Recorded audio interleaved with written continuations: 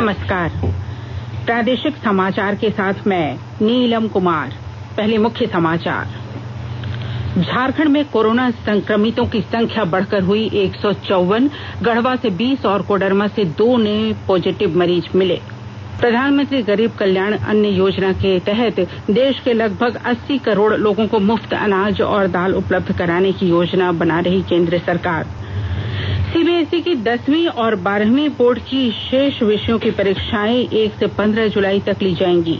और साहिबगंज जिले के कोविड-19 अस्पताल में अब रोबोट के माध्यम से कोरोना संक्रमितों को मेडिकल और अन्य सुविधाएं पहुंचाई जाएंगी।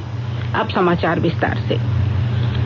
झारखंड में कोरोना संक्रमितों की मरीजों की संख्या तेजी से बढ़ रही है।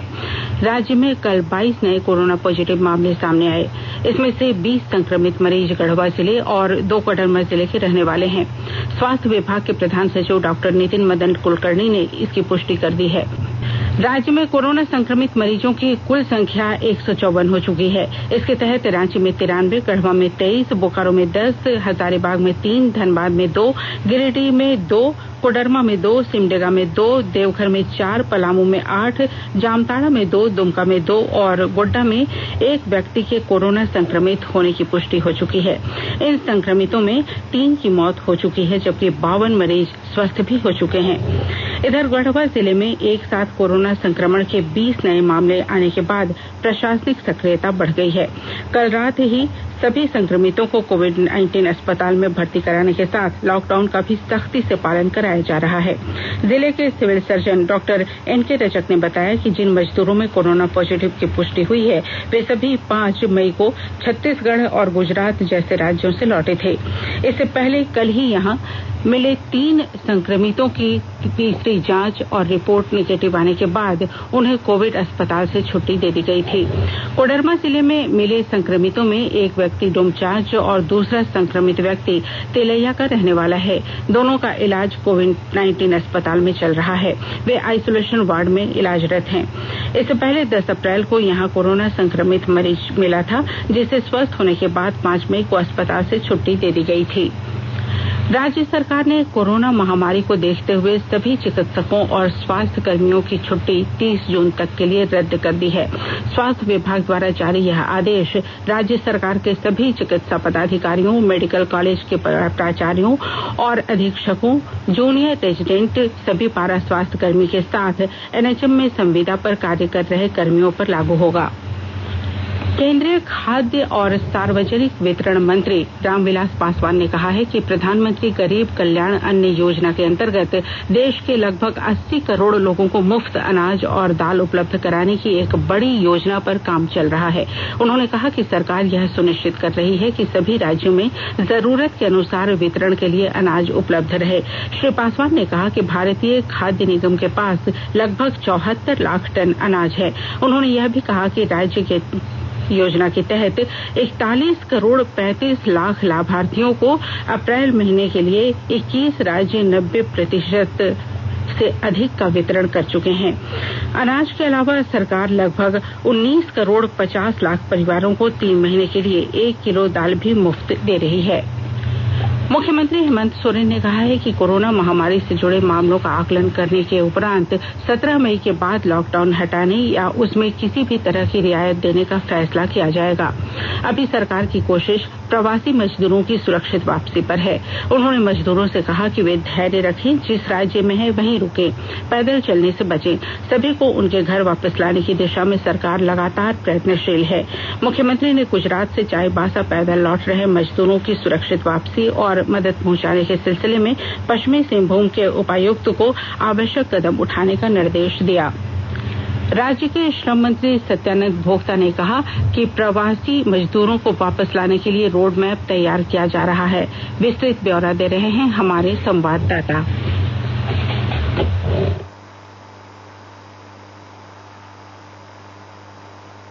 विधायक सह झारखंड के श्रम नियोजन एवं प्रशिक्षण मंत्री सत्यानंद भोक्ता ने विभिन्न राज्यों में फंसे प्रवासी मजदूरों को भरोसा देते हुए कहा है कि सरकार एक एक मजदूर को सकुशल वापस लाएगी। मंत्री ने दूरभाष पर जानकारी देते हुए कहा कि सभी को वापस लाने के लिए सरकार पूरी तरह से कटिबद्ध है। उन्होंने लोगों से अपील की कोई भी मजदूर किसी भी सूरत में कष्ट उठाकर पैदल न निकले। कहा कि जो जहाँ है वहीं रहे। सरकार उन्हें सभी सुविधाएं प्रदान करने में लगी हुई है। उन्होंने लोगों से धैर्य बनाए रखने की भी अपील की। साथ ही कहा कि लॉकडाउन कब तक रहेगा उन परिस्थितियों की भी समीक्षा की जा रही है। सभी मजदूरों को वापस लाने का रोड मैप तैयार हो रहा है। अशोक कुमार तुलसियान, आकाशवाणी समाचार। साहिबगंज जिले के मखमलपुर दक्षिण के पंचायत भवन के क्वारेंटाइन सेंटर में 1 माह से रह रहे 15 लोगों को आज कोलकाता रवाना किया जाएगा, जबकि वहां से 9 लोगों को वापस लाया जाएगा। इस संबंध में प्रशासनिक आदेश और पास जारी कर दिया गया है। दूसरे राज्यों से आ रहे प्रवासी मजदूरों को अब कोडरमा स्टेशन पर ही उतारा जाएगा। इस सिलसिले में जिले के उपायुक्त और एसपी ने स्टेशन में की गई तैयारियों का जायजा लिया। विस्तृत ब्यौरा दे रहे हैं हमारे संवाददाता।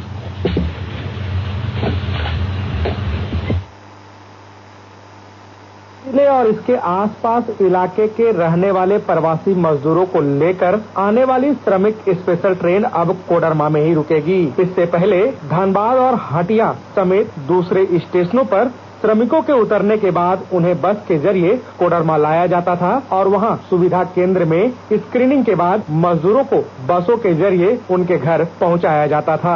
लेकिन अब श्रमिक स्पेशल ट्रेन कोडरमा स्टेशन पर भी रुकेगी और यहां स्क्रीनिंग के बाद मजदूरों को उनके घर तक पहुंचाया जाएगा। शुक्रवार देर शाम उपायुक्त समेत अन्य अधिकारियों ने कोडरमा स्टेशन का निरीक्षण किया और श्रमिकों के आवागमन को लेकर ठोस रणनीति बनाई। उपायुक्त रमेश घोलप ने बताया कि जो भी मजदूर कोडरमा स्टेशन पर उतरेंगे, स्क्रीनिंग के बाद उनके स्वागत के साथ उन्हें घर तक पहुंचाया जाएगा। गजेंद्र बिहारी सिन्हा, आकाशवाणी समाचार, कोडरमा।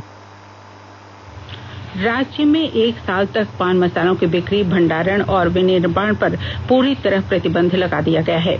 मुख्य सचिव सुखदेव सिंह की अध्यक्षता में अधिकारियों की कल हुई उच्च स्तरीय बैठक में यह निर्णय लिया गया। स्वास्थ्य विभाग के प्रधान सचिव सह खाद्य संरक्षा आयुक्त डॉक्टर नितिन मदन कुलकर्णी ने बताया कि विभिन्न जिलों से संग्रहित किए गए पान मसालों की जांच में प्रतिबंधित मैग्नीशियम कैल्शियम पाए जाने की बात सामने आई। ऐसे में जन स्वास्थ्य को ध्यान में रखते हुए 11 ब्रांडों के पान मसालों को प्रतिबंधित किया गया है। झारखंड देश का तीसरा ऐसा राज्य है जिसने इस तरह का कदम उठाया है। आकाशवाणी के ताजा तरीन समाचारों के लिए आप हमारी वेबसाइट newsonair.com पर लॉग ऑन कर सकते हैं। ताजा समाचार ट्विटर @AIR न्यूज अलर्ट्स और Facebook page All India Radio news पर भी उपलब्ध है। आप प्रादेशिक समाचार एकांश के Twitter account @AIR news _Ranchi और Facebook page AIR news Ranchi के अलावा YouTube channel regional news unit Ranchi पर भी हमारे बुलेटिन सुन सकते हैं। प्रादेशिक समाचार आप आकाशवाणी रांची से सुन रहे हैं। केंद्रीय माध्यमिक शिक्षा बोर्ड सीबीएसई की 10वीं और 12वीं बोर्ड के बचे हुए विषयों की परीक्षाएं 1 जुलाई से 15 जुलाई तक ली जाएंगी। केंद्रीय मानव संसाधन मंत्री रमेश पोखरियाल निशंक ने कल इसकी घोषणा करते हुए कहा कि जिन विषयों की परीक्षाएं हो चुकी हैं उनकी परीक्षा नहीं ली जाएगी। उन्होंने बताया कि 12वीं बोर्ड में सिर्फ 29 विषयों की परीक्षाएं होंगी, जबकि बचे विषयों में आंतरिक मूल्यांकन के आधार पर अंक दिए जाएंगे। उन्होंने बताया कि कोविड-19 के बढ़ते संक्रमण के कारण पूरे देश में लॉकडाउन घोषित कर दिया गया था। इस वजह से 10वीं और 12वीं बोर्ड की चल रही परीक्षाएं बीच में स्थगित कर दी गई थी। गिरिडीह जिले में प्रधानमंत्री जनधन योजना के लगभग 5.5 लाख लाभुकों के खाते में सहायता राशि भेजी गई है। लॉकडाउन में केंद्र सरकार द्वारा दी गई यह मदद से लाभुकों को काफी राहत मिल रही है। इसके लिए उन्होंने प्रधानमंत्री नरेंद्र मोदी का शुक्रिया अदा किया है।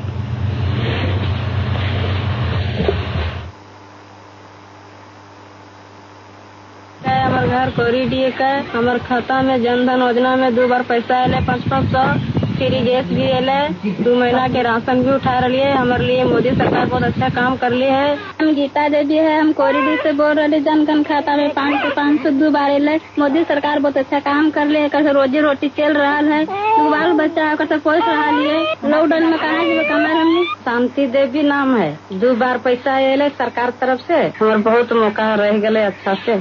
शुक्रिया सर। साहिबगंज जिले के राजमहल में बनाए गए विशेष कोविड-19 अस्पताल में अब मरीजों के संपर्क में आए बिना मेडिकल सुविधा तथा जरूरी सामग्री रोबोट के माध्यम से उपलब्ध कराया जाएगा। जिले के उपायुक्त वरुण रंजन ने इसका उद्घाटन किया। इसमें एक रोबोट का धनवंतरी तथा सैनिटाइज करने वाले रोबोट का नाम सावित्री रखा गया है। उन्होंने बताया कि मरीजों की देखभाल के साथ मेडिकल कर्मियों को भी इस संक्रमण से सुरक्षित रखने में ये दोनों रोबोट काफी मददगार साबित होंगे। उपायुक्त ने बताया कि इन रोबोटों में टैब लगा हुआ है जो रिमोट से संचालित होते हैं। इसमें कैमरा भी लगा है। इन रोबोट्स को 200 मीटर की दूरी से संचालित किया जा सकता है। कोरोना के हल्के लक्षण वाले मरीजों को 10 दिनों में अस्पताल से छुट्टी दे दी जाएगी, बशर्ते उन्हें 3 दिनों से बुखार नहीं हो। केंद्रीय स्वास्थ्य मंत्रालय ने कोरोना संक्रमितों को अस्पताल से छुट्टी करने की नीति में यह बदलाव किया है। इसके तहत मरीजों को छुट्टी देने के पहले उसकी जांच भी नहीं की जाएगी, लेकिन उन्हें 7 दिनों तक होम क्वारंटाइन में रहना होगा।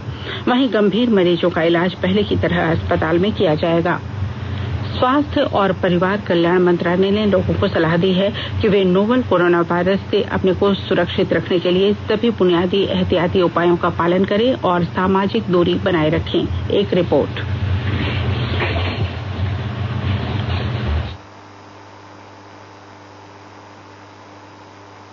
सरकार ने कहा है कि आवश्यक वस्तुओं की पर्याप्त आपूर्ति जारी है और लोगों को चिंता करने की कोई जरूरत नहीं है। लोगों को सलाह दी जाती है कि वे आवश्यक वस्तुओं और चिकित्सा सामानों की खरीदारी करते समय धैर्य रखें और शांत रहें। आवश्यक वस्तुओं को खरीदने के लिए बार बार बाहर निकलने से बचें। साथ ही लोगों से हाथ मिलाने और गले लगने से भी बचना चाहिए। बाजार, मेडिकल स्टोर और अस्पतालों में लोग कम से कम 1 मीटर की दूरी बनाए रखें। घर पर गैर जरूरी सामाजिक समारोह से बचा जाना चाहिए और घर पर मेहमानों को नहीं बुलाना चाहिए। लोगों को अपनी आंख, नाक और मुंह छूने से बचना चाहिए और लगातार हाथ साफ करते रहना चाहिए। हाथ को दोनों तरफ से कम 20 सेकंड तक रगड़कर धोना चाहिए। यदि कोई व्यक्ति खांसी या बुखार से पीड़ित है तो वह दूसरों के संपर्क में आने से बचे और डॉक्टर से तुरंत परामर्श ले। स्वास्थ्य मंत्रालय ने कोरोना वायरस के बारे में जानकारी के लिए एक टोल फ्री नंबर 1075 जारी किया है। इधर राज्य सरकार की ओर से भी कई दिशा निर्देश जारी किए गए हैं। इस सिलसिले में सरकार ने हेल्पलाइन नंबर 181 जारी किया है। सरकार ने कहा है कि कोरोना वायरस से संदिग्ध तौर पर संक्रमित कोई व्यक्ति पाया जाता है तो इसकी सूचना 0651 जो रांची का कोड है और टेलीफोन नंबर 2261-000 तथा 2261-002 के अलावा फैक्स नंबर 2261-856 और मोबाइल नंबर 9955837428 पर दी जा सकती है। आकाशवाणी रांची भी आपसे अपील करता है कि कोविड-19 के संक्रमण से बचने और अन्य लोगों को सुरक्षित रखने के लिए कृपया घर पर ही रहें और सरकारी दिशा निर्देशों का पालन करें। रक्षा मंत्री राजनाथ सिंह ने कल कैलाश मानसरोवर के लिए संपर्क मार्ग का वीडियो कॉन्फ्रेंसिंग के माध्यम से लोकार्पण किया। इस अवसर पर श्री सिंह ने कहा कि सीमा सड़क संगठन महत्वपूर्ण कार्य कर रहा है और सीमा क्षेत्रों को जोड़ने में उल्लेखनीय भूमिका भी निभा रहा है। उन्होंने कहा कि 75 किलोमीटर लंबे इस मोटर मार्ग ने सबकी आशाओं और आकांक्षाओं को एक साथ पूरा किया है। जामताड़ा के जिला शिक्षा पदाधिकारी बांके बिहारी सिंह को तत्काल प्रभाव से निलंबित कर दिया गया है। उन पर धनबाद के जिला शिक्षा अधीक्षक के पद पर रहते हुए विद्यालयों में चापानल लगाने के नाम पर सरकारी राशि के दुरुपयोग, गबन और सरकारी आदेश के उल्लंघन का आरोप है। स्कूली शिक्षा एवं साक्षरता विभाग ने उनके खिलाफ विभागीय कार्रवाई की प्रक्रिया भी शुरू कर दी है। इधर संथाल परगना प्रमंडल के क्षेत्रीय शिक्षा उप निदेशक को जामताड़ा के जिला शिक्षा पदाधिकारी का प्रभार सौंपा गया है। और अब संक्षिप्त खबरें। राज्य के वित्त मंत्री से विशेष पैकेज देने की मांग की है। उन्होंने कहा कि लॉकडाउन की वजह से राज्य की वित्तीय स्थिति प्रभावित हुई है। सीसीएल के राजधानी रांची के गांधीनगर स्थित जन आरोग्य केंद्र में ओपीडी सेवा शुरू कर दी गई है। जरूरतमंद व्यक्ति यहां अपना इलाज करा सकते हैं। वहीं गांधीनगर अस्पताल में कोरोना संक्रमितों का इलाज हो रहा है। पलामू जिले के पिपरा थाना क्षेत्र में बीती रात प्रतिबंधित भाकपा माओवादी से जुड़े उग्रवादियों ने एक क्रशर प्लांट में धावा बोलकर 7-8 हाइवा को आग के हवाले कर दिया। इस घटना के बाद पूरे इलाके में दहशत का माहौल है। और अब अंत में मुख्य समाचार एक बार फिर।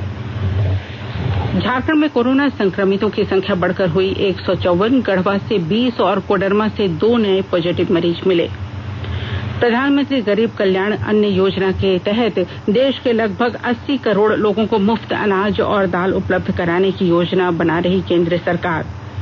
सीबीएसई की 10वीं और 12वीं बोर्ड के शेष विषयों की परीक्षाएं 1 से 15 जुलाई तक ली जाएंगी। और साहिबगंज जिले के कोविड-19 अस्पताल में अब रोबोट के माध्यम से कोरोना संक्रमितों को मेडिकल और अन्य सुविधाएं पहुंचाई जाएंगी। इसके साथ ही आकाशवाणी रांची से प्रादेशिक समाचार का ये बुलेटिन समाप्त हुआ। नमस्कार।